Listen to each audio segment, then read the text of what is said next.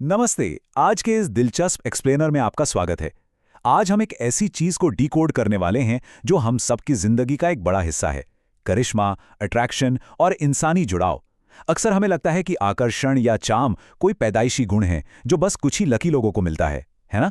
लेकिन सच कहूं तो आज के स्रोत कुछ और ही साबित करते हैं। ये बताते हैं कि ये असल में सीखे जाने वाले साइंस बेस्ड स्किल्स हैं जिन्हें कोई भी, जी हां कोई भी, अपने अंदर विकसित कर सकता है।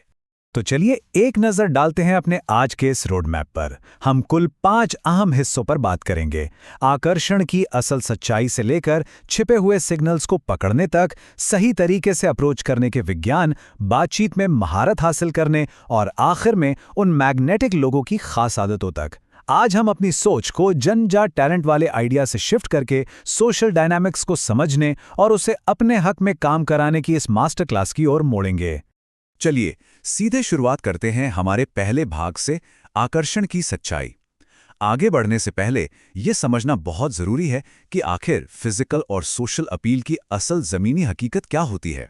अब जरा इन दो अलग अलग रियलिटीज को देखिए। ये साफ तौर पर दिखाता है कि महज एक सेफ या सुरक्षित बातचीत और सच्चे आकर्षण के जादुई खिंचाव में कितना बड़ा अंतर होता है। जब सच्चा आकर्षण मौजूद होता है तो लोग अक्सर आपको देखकर एकदम से नजरें चुरा लेते हैं। और एक बहुत ही दिलचस्प बात यह है कि गहरी दिलचस्पी होने पर महिलाएं अक्सर ज्यादा शांत, थोड़ी नर्वस और खुद को लेकर ज्यादा कॉन्शियस हो जाती हैं। वो उस इंसान के सामने एकदम से सहज नहीं रह पाती। डेटिंग ऐप्स का ही उदाहरण ले लीजिए।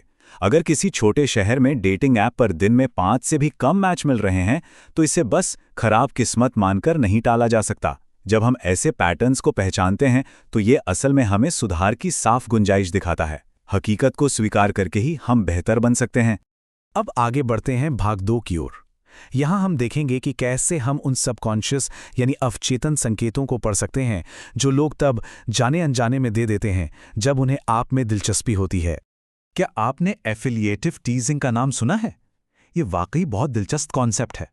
ये एक तरह का हल्का फुल्का और सतर्क मजाक होता है जो हम खास तौर पर उस इंसान के साथ करते हैं जिसके लिए हमारे मन में छुपी हुई भावनाएं होती हैं। इसके जरिए असल में सामने वाले के साथ एक नज़दीकी और इमोशनल कंफर्ट चेक किया जाता है। कहा जाता है ना कि हमारी बॉडी हमारे दिमाग से पहले सच जानती है। जी हां, जब आकर्षण होता है तो माइक्रो एक्सप्रेशंस और नॉन वर्बल सिग्नल्स अपने आप लीक होने लगते हैं। पलक झपकते ही भौहों का ऊपर उठना, जिसे आईब्रो फ्लैश कहते हैं, या फिर किसी के पैरों का आपकी तरफ मुड़ा होना। लोग अपने चेहरे के भाव तो कंट्रोल कर लेते हैं, लेकिन पैर अक्सर वही इशारा करते हैं जहां उनकी सच्ची दिलचस्पी होती है। प्रोटेक्टिव इंक्लूजन, ये मेरा पसंदीदा पॉइंट है।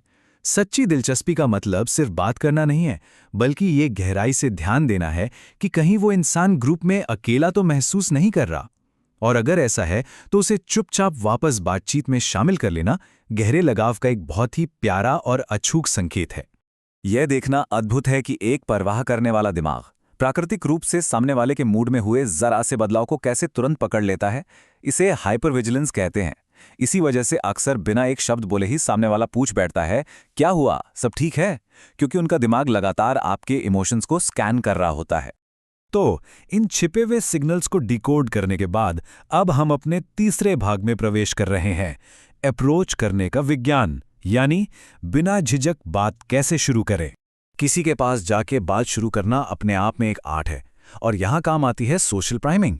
एक सीधा और अचानक अप्रोच थोड़ा अजीब लग सकता है, इसलिए इंटरैक्शन को थोड़ा वार्म करना जरूरी है। बस एक छोटा सा आई कांटेक्ट और एक हल्की सी मुस्कान दूसरे इंसान के दिमाग को यह संकेत दे देती है कि आप एक सेफ और फ्रेंडली इंसान हैं। अगर आपको अप्रोच करने में घबराहट होती है तो इन 3 स्टेप्स को आजमाइए। पहले अपनी स्माइल से सिचुएशन को वार्म अप करें। दूसरा, अपनी नर्वसनेस को छुपाने की कोशिश मत कीजिए, उसे मजाकिया अंदाज में स्वीकार कर लीजिए। और तीसरा, सबसे अहम, सामने वाले को इम्प्रेस करने की बजाय उन्हें जानने की सच्ची उत्सुकता दिखाइए। ये छोटी सी ट्रिक पूरी सिचुएशन को एकदम नेचुरल बना देती है। और पता है, प्रैटफॉल इफेक्ट ये साबित करता है कि परफेक्ट दिखने की कोशिश करने वाले लोगों की तुलना में जो लोग अपनी छोटी मोटी गलतियों या ऑकवर्ड मोमेंट्स पर हंस देते हैं, वो कहीं ज्यादा अट्रैक्टिव लगते हैं। वल्नरेबिलिटी दिखाना रक्षात्मक दीवारों को बहुत तेजी से गिरा देता है। चलिए अब बढ़ते हैं भाग 4 पर, बातचीत के डायनेमिक्स में महारत। बात शुरू तो हो गई, पर उसे सही दिशा कैसे दें? क्या आपके साथ कभी ऐसा हुआ है कि किसी से बात करते करते अचानक दिमाग एकदम ब्लैंक हो जाए? हमें लगता है कि हमारे पास कहने को कुछ नहीं है, लेकिन सच तो ये है कि हमारे दिमाग का अपना एक फिल्टर होता है जो इस डर से हमारे विचारों को बाहर आने से पहले ही रोक देता है कि सामने वाला क्या सोचेगा। यहीं पर 5 सेकंड का नियम जादुई तरीके से काम आता है। आपके दिमाग में आने वाला सबसे पहला विचार ही सच्चा और असली होता है, जबकि दूसरा विचार सिर्फ एक डर होता है। इसलिए बिना ज्यादा सोचे पहले विचार को बोल देने से आपकी बातचीत कहीं ज्यादा ऑथेंटिक और मजेदार बन जाती है। बातचीत में जो सबसे पहले कोई विचार रखता है वो असल में पूरी बातचीत की दिशा तय कर देता है। इसे एंकरिंग इफेक्ट कहते हैं। एक मजबूत एंकर सेट करने का मतलब है कि आप बड़ी ही सहजता से पूरी बातचीत के फ्लो को एक खास दिशा में गाइड कर रहे हैं। और बिल्कुल इसी से जुड़ा है फ्रेम कंट्रोल। किसी भी महत्वपूर्ण या मुश्किल चर्चा से ठीक पहले सोच समझकर उसका टोन और फ्रेम सेट कर लेना बहुत ज़रूरी है। यह सुनिश्चित करता है कि आपकी बातचीत लड़ाई झगड़े या डिफेंसिव मोड में जाने के बजाय एक पॉजिटिव और कंस्ट्रक्टिव रास्ते पर चले। बातचीत की शुरुआत जितनी ज़रूरी है उसका अंत भी उतना ही ज़रूरी है। पीक एंड रूल हमें बताता है कि लोग किसी भी एक्सपीरियंस को बस 2 ही चीज़ों से याद रखते हैं, उसका सबसे पीक मोमेंट और वो ख़त्म कैसे हुआ। इसलिए एक अच्छी फीलिंग और अगले कदम के बारे में बात करके विदा लेने से आप सामने वाले पर एक कभी ना मिटने वाली छाप छोड़ते हैं। आखिर में आइए अपने 5वें और आखिरी भाग की ओर चलते हैं। देखते हैं उन मैग्नेटिक लोगों की क्या आदतें होती हैं जो उन्हें इतना आकर्षक बनाती हैं कि लोग उनकी तरफ खींचे चले आते हैं। कभी-कभी किसी से बात करके ऐसा लगता है ना कि वाइब एकदम मैच हो गई। इसे बिहेवियरल सिंक्रोनी कहते हैं।